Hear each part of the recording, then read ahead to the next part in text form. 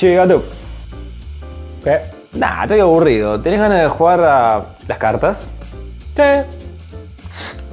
Dale. Dale, a ver. Bueno, tenemos naipes, el 1 y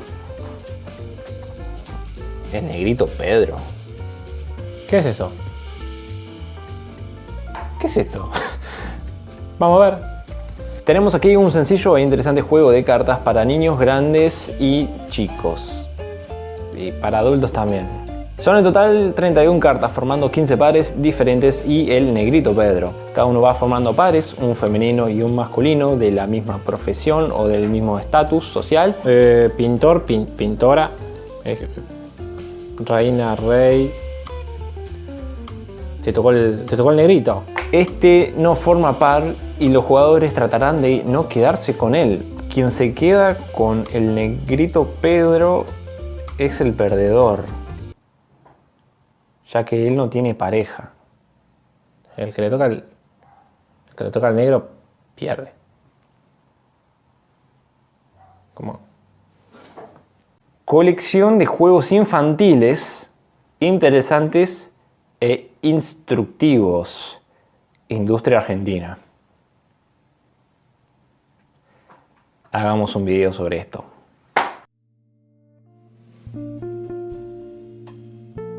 Hola, soy Sebayaco, un católico más, un laico más. ¿Qué juego tan polémico? Bueno, hablando en serio, mi hermano y yo habíamos jugado ese juego cuando, bueno, yo tenía entre 6 y 8 años más o menos. Y gracias a Dios no influyó en mi forma de relacionarme con personas de piel negra. Es más, cuando Bernie y yo habíamos jugado ese juego siendo niños, habíamos tenido como una especie de reacción de extrañamiento ante las reglas de ese juego. Es decir, nos parecía muy extraño de que el juego se trataba de descartar a alguien por ser negro. ¿Por qué nos parecía extraño? Bueno, porque nosotros ya éramos de una cultura y el negrito Pedro era la reproducción cultural de otra época. Se presenta como un juego infantil, ¿no? Pero que de trasfondo puede llevar a actitudes crueles, inhumanas y degradantes, como por ejemplo, ahora que lo tenemos más fresco, el asesinato de George Floyd.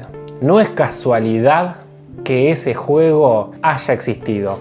Ese juego se cree que empezó en 1960, Juegos Mundiales, la editorial. Se encontró también una edición en Uruguay, pero no es casualidad que se haya jugado durante tanto tiempo ese juego. Es decir, hubo una cultura que avaló que quedarse con la persona negra, afrodescendiente, sea de alguna manera la manera de perder, sea de alguna manera conflictiva.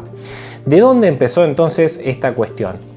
A partir del año 1880 aproximadamente, pensadores como Comte, como Spencer, van a terminar diciendo que las culturas evolucionan, así como la evolución de las especies.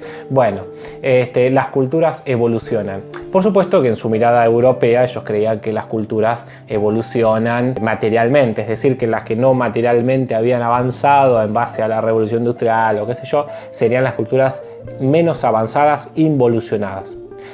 Y ahí entra entonces Latinoamérica y entra por supuesto África. A partir de ahí se empieza a creer, bueno, ya venía el racismo de antes, ustedes recuerdan la esclavitud, pero a partir de ahí empieza una mirada como que se creía científica. Empiezan a argumentar con cuestiones científicas el racismo.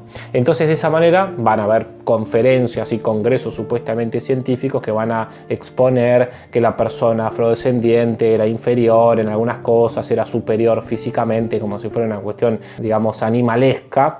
Y es lo que va a argumentar que básicamente todo el occidente avale el racismo. De esta manera nosotros, bueno, nos vamos a encontrar con todo el siglo XX, ¿sí? Con un montón de agrupaciones y colectivos de personas africanas, personas negras, afrodescendientes, que se van a querer enfrentar ante esta mirada racial. Durante el siglo XIX van a intentar liberarse de la esclavitud, van a conseguir algunas leyes, por ejemplo en Estados Unidos, las enmiendas que van a hacer, pero van a seguir siendo discriminados. Por ejemplo, siglo XX, ¿sí? Estados Unidos, por decir algo, las personas africanas. Acá se dice personas negras, no hay problema con decir la palabra negra porque se ha resignificado la identidad negra. ¿Estamos? Si uno habla de negro como peyorativo, ahí estaría la discriminación. Pero la identidad negra como tal no está mal. Bien. Las personas negras, podríamos decir entonces, tenían que tomarse en el micro un asiento distinto. Un micro o un colectivo, sí, tenían que tomarse un colectivo con un asiento distinto. Uno para blancos y otro para negros. Las escuelas estaban prohibidas, escuelas mixtas. Va a ser un revuelo enorme. Estamos hablando de 1960, 1970. Un revuelo enorme cuando empiezan las escuelas mixtas. Pero una vez que ingresan a las escuelas mixtas sería blanco y personas negras, ¿no? Afrodescendientes. Van a tener bebederos distintos, lugares con el chorrito de agua para tomar, bueno, distintos. El negro no podía tomar en el mismo lugar que el blanco. Cuando van a habilitar las universidades que puedan ingresar los negros, 1970, el gobernador de un estado de los Estados Unidos se va casi que a trincherar, va a impedir y va a hablar en nombre de la cultura, que no se avasalle la cultura estadounidense y que no puedan entrar.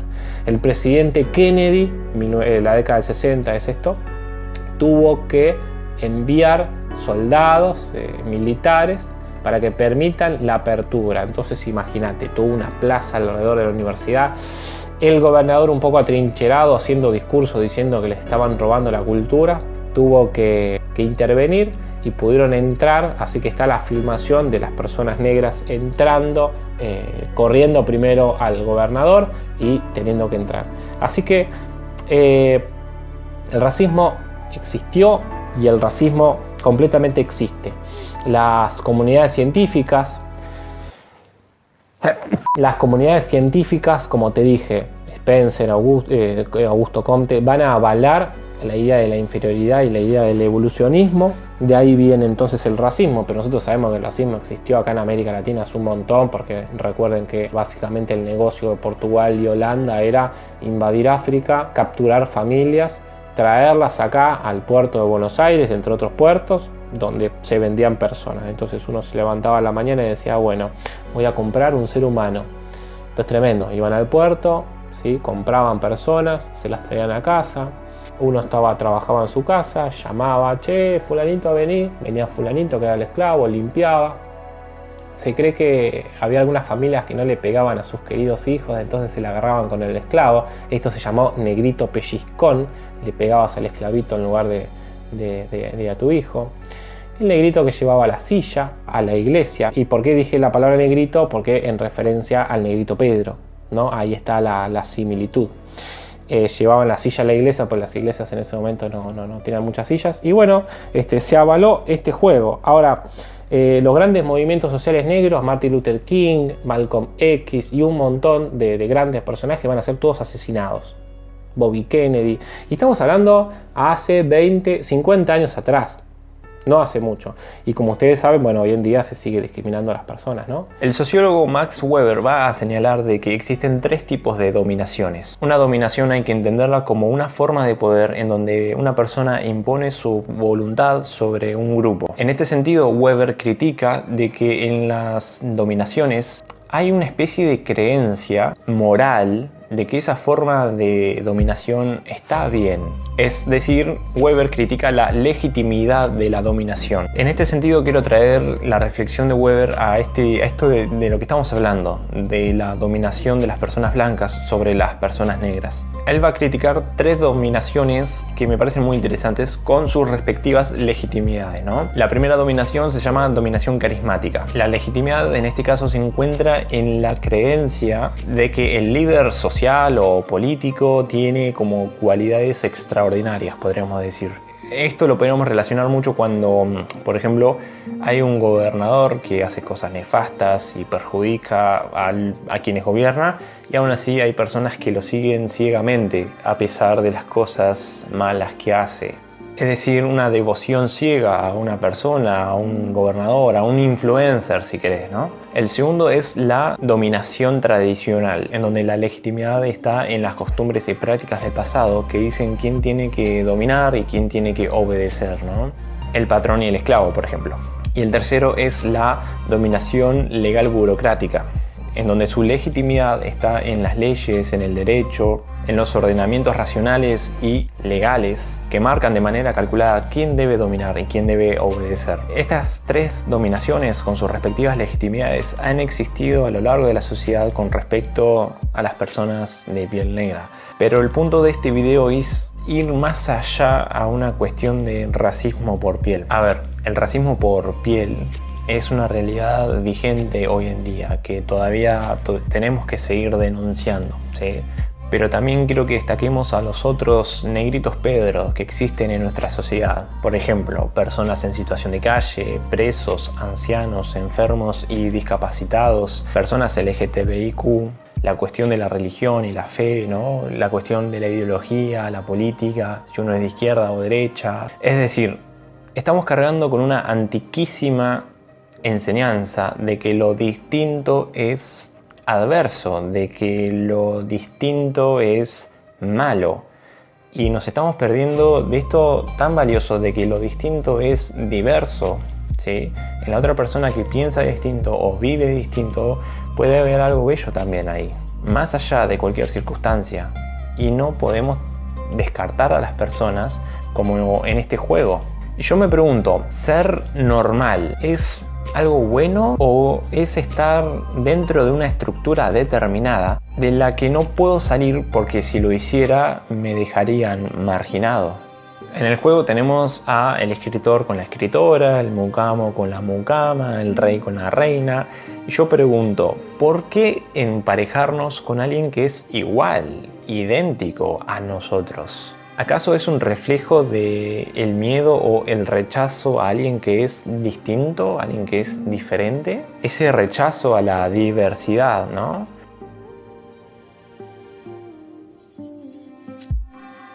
Y acá jugó mucho la educación. Yo pregunto, para reflexionar y decir qué piensan, ¿no? ¿La educación es una herramienta para el cambio o la educación es la institucionalización de los valores que ya se encuentran presentes? ¿Qué significa? ¿Es mantener la cultura y evitar así el cambio o la educación es un factor de cambio? Bueno, yo creo que pueden ser cualquiera de las dos, pero la educación, con estos datos científicos de mentira, con estos juegos que tenemos acá, quizás lo que hacen es seguir reproduciendo las desigualdades. Entonces hay que pensar, ¿la educación está reproduciendo las desigualdades o está siendo herramienta del cambio? De alguna manera este juego era un reflejo de la cultura de esa época. Era un reflejo y al mismo tiempo era una manera de afianzar la cultura. Acá en este juego está toda la cultura. Básicamente, por ejemplo, nosotros comparamos a la mucama, mirá la mucama, ¿sí? Y luego vos mirá a Doña María, ¿no? Una esposa. Son igualitas. El rol de la mujer estereotipado. Mirá la mucama además, ¿no? También blanca. O sea, ninguno de los roles que se ocupaban acá, escritor, florista, era negro. El negro era Negrito Pedro. No cumplía ningún rol. ¿Cuál era su rol? Ser negro. El florista, son todos blancos. Fíjate, hasta se estereotipa el indio. Se estereotipa el indio, porque ni siquiera son los indios andinos. Bueno, la palabra indio ustedes ya saben que es inexistente, ¿no? En realidad serían comunidades aborígenes, pero indio le decían porque pensaban que estaba la India, que estaba Colón, que eran hindúes. Pero bueno, fíjense que ni siquiera refleja nuestra cultura propia, ¿no? Porque serían aborígenes de las comunidades cheroquíes de Estados Unidos, ¿no? El típico con la pluma, ¿no? Todos los roles, sí, van a estar recontra estereotipados. La maestra, el maestro, todos rubios, europeos, nada de andino, nada latinoamericano, nada afrodescendiente. Este juego, ¿sí?, menciona algunos grupos sociales de esa época, ¿sí?, blanca, heteronormativo, pero ¿saben qué? Este juego dice un montón de cosas en esas cosas que no dice. ¿Qué significa? Cuando vos tenés un juego y deja afuera a determinados grupos, es intencional, es por algo. No están los afrodescendientes cumpliendo roles, no están los inmigrantes, no está la cultura andina, no está la persona con discapacidad. Cuando vos dejas afuera o tenés un juego que deja afuera, bueno, ese dejar afuera es intencional, inclusive si es subconsciente. También es una manera de reflejar toda una cultura que no podía concebir que en la sociedad los roles fueran cumplidos por una heterogeneidad y una pluralidad y diversidad de personas. Se imprime un tipo de cuerpos también, no deja lugar a las personas con discapacidad. En esta época era también inconcebible que pudieran trabajar o cumplir algún rol porque no encajaban en el estereotipo. ¿Cómo funciona esto? Básicamente, lo digo rapidito, en esta sociedad se imprimía un concepto de normal, que en realidad sería el europeo. Esa normalidad a la que vos te exigían, de alguna manera, era un objetivo que vos tenías que cumplir. Entonces, de repente te alejabas de la normalidad y ya empezabas a quedar fuera del sistema.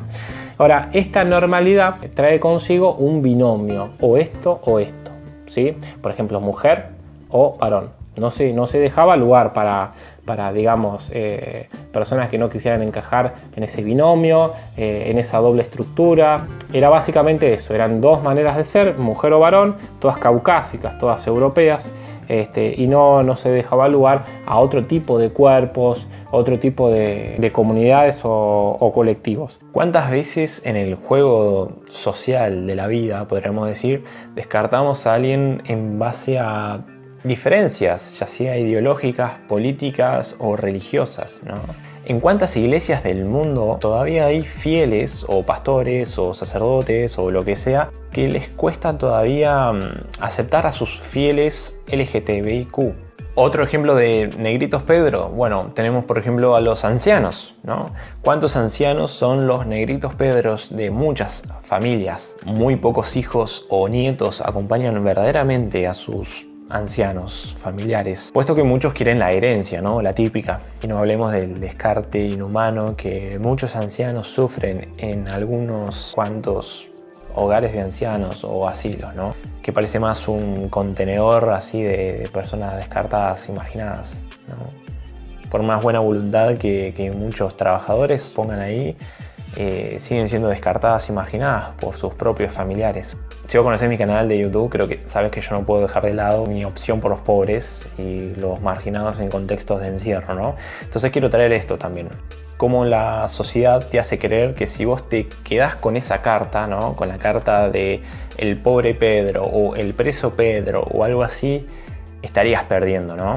Una sociedad que te dice que estás perdiendo tu tiempo y tus esfuerzos y energías si querés ayudar a los pobres, que todos tus sacrificios no tienen ningún valor, que no vale la pena quedarse ayudando a las familias carenciadas, marginadas, personas en situación de calle o personas en contexto de encierro, ¿no?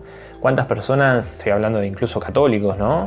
Que me han expresado eso. A ver, creo que culturalmente todo el mundo te va a decir que es muy noble y loable, ¿no? Y eso te lo digo con razones porque mucha gente me dijo, esto es muy noble o loable. Y después me tiraba el pero, ¿no? Y déjame decirte que vale toda la pena del mundo, ¿sí? Estar tratando de ayudar a las personas que atraviesan situaciones de miseria y necesidad, ¿sí? Vale toda la pena del mundo. Y aprovecho para decirte lo siguiente, a ver, si vos sos cristiano, escúchame muy bien. Nosotros creemos, por las mismas palabras de Jesús en la Biblia, de que el cuidado del prójimo es nuestra responsabilidad. También te voy a dejar en la descripción del video una lista de reproducción sobre esto que los católicos llamamos apostolado, ¿sí? Esto de estar en servicio de los necesitados, ¿sí? Puede ser que te sirva, ¿no? en formación apostólica y misionera. ¿Y quién es el prójimo? Todos. No podemos hablar de fe, religión o evangelio si nuestras actitudes o formas de vivir están reproduciendo o creando nuevas formas de discriminación, de exclusión, de descarte, ¿no? La vida digna es para todos, más allá de cualquier circunstancia. Hay algo que me interesa mucho del sociólogo Howard Becker, que él va a criticar este concepto de la desviación, ¿no? De la persona desviada. ¿Cuántas veces encontramos esta situación de que la sociedad, de que la gente, las personas, las instituciones, lo que sea, van a etiquetar a las personas como desviadas de lo social, desviadas de lo normal? Él va a criticar esta idea de que la sociedad es como un organismo y cada persona es como un órgano, ¿no? Entonces, esta idea de que hay personas disfuncionales, así como cuando un órgano empieza a funcionar mal y complica todo el organismo, ¿me entendés? Esta idea de que enferma todo el organismo, perjudica la salud de la sociedad, de la cultura. y es tratada entonces como un desvío, una persona disfuncional, ¿no? Entonces se la segrega, se la descarta, se la hace a un lado, se le tiene miedo, odio. Y lo que Becker va a decir con todo esto de la desviación, que me parece muy fundamental, es que al fin y al cabo las normas o reglas de la desviación, ¿qué es lo desviado? No es nada más que una construcción social dada por la mirada del otro. De esta forma podemos encontrar a muchas personas que se encargan de poner etiquetas, y podemos encontrar a su vez a otras personas que en vez de poner etiquetas se dedican a defender la dignidad humana de la otra persona, de quien es maltratado como desviado, ¿sí? Una dignidad humana que, como siempre digo en mi canal de YouTube y en toda la vida, una dignidad que todos compartimos por igual, más allá de cualquier circunstancia. Donde sea que ustedes se muevan en la vida, traten de visibilizar estas reproducciones de discriminación, de descarte, que te obligan a encajar o a ser rechazado, ¿me entendés? Por ejemplo, por mencionar algunos ejemplos que yo veo en la cotidianeidad, en las universidades públicas podemos encontrar estas reproducciones de discriminación, de descarte, de vos sos el negrito Pedro, de que sos un desviado y todas estas cosas en, por ejemplo, en una persona que sea católica o que sea provida, ¿no? Después en las universidades católicas lo mismo, pero si vos sos ateo o si vos sos pro aborto, ¿no? En el trabajo a muchas mujeres son maltratadas como si fueran objetos, ¿sí? O como si fueran inútiles. En el caso de los varones, que son maltratados como si fueran, no sé, un machito represor. Por poner unos ejemplos, hay un montón en la vida, ¿no? O cuando hay que contratar a un profesor en la escuela o en la universidad, ¿no? Que se fijan no si el profesor o la profesora sabe enseñar y transmitir y hacer pensar a sus alumnos, sino cuál es su ideología o su fe, o si es ateo, o si tiene alguna religión, o por su sexo también, ¿no? Qué sé yo, en algunos lugares muy conservadores, si es una persona LGTBIQ, ser docente capaz no te aceptan. He escuchado de un profesor que se hizo travesti y también que lo trataron como el negrito Pedro, ¿no? Y su saber era el mismo, ¿sí? Su conocimiento, todo lo que aprendió, todo lo que enseñaba, era exactamente la misma persona, pero fue tratada como un negrito Pedro, ¿no? ¿Viste? Son cosas así que tiro ahí como para pensar, pero hay un millón más, un montón más, en muchos aspectos de la vida, en grupos, clubes, instituciones, en la familia, entre los amigos. Y es importante interpelarse en estas cosas y chocarse y decir, a ver, ¿qué está pasando acá? ¿Cómo puede ser que estemos hablando de esto, no? Yo creo que muchos cometemos el error de mirar el pasado y decir, mira cómo avanzamos, no hay campos de concentración, hay más rol femenino en la sociedad, no hay más esclavitud, etc. Pero, ¿sabes qué? No, hace falta avanzar un montón de cosas en la sociedad todavía. Todavía quedan un montón de cosas por las que luchar, corregir, denunciar y construir también. Entonces cada cosa que veas en un juego, en una enseñanza, en un video, en una serie o película, trata de pensar si está reproduciendo algún tipo de descarte, marginación, reproduciendo algún racismo, algún discurso del odio, ¿no? Este discurso del odio al que es distinto, o el discurso del odio al pobre, o al preso, o a lo que sea, ¿no? Trata de pensar eso. Y tratar de evitar de que se siga expandiendo esa reproducción de discriminación, racismo, descarte y marginación, ¿sí? Tenemos que ser instrumentos de esperanza. En lo que sea que estés estudiando, en lo que sea que vos creas, en donde sea que vos estés, hay que construir un mundo mejor. Hay cosas muy urgentes de las que hablar. Y si tenés un día gris, acuérdate, siempre seguí luchando y nunca quiebres tu espíritu. Bueno, gente, si te gustó este video, dale like. Si no te gustó, dale like, ya fue, dale, mándale un like, no pasa nada. Suscríbete si querés ver más videos así. Si no querés ver más videos así, suscríbete. Sí, porque nunca se sabe qué se puede subir. ¿O acaso vos esperabas que yo iba a subir este video?